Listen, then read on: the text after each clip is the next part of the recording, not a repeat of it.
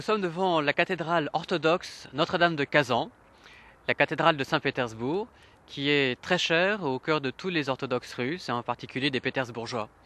Cette église a été construite au début du XIXe siècle par Paul Ier, l'empereur Paul, qui était un grand admirateur de l'Occident et en particulier de l'Église catholique.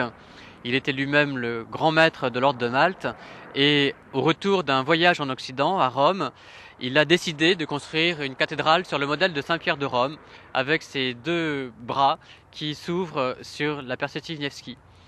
Paul Ier était le fils de Catherine II et il a joué un rôle important dans l'histoire de la Russie et en particulier dans les relations entre catholiques et orthodoxes.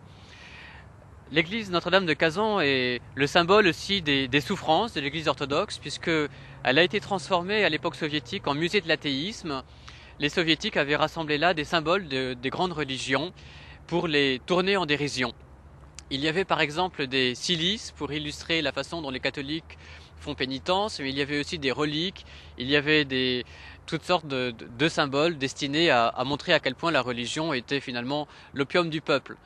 Et cette église donc a pu renaître il y a quelques années pour redevenir à nouveau la cathédrale sous le patronage de Notre-Dame de Kazan.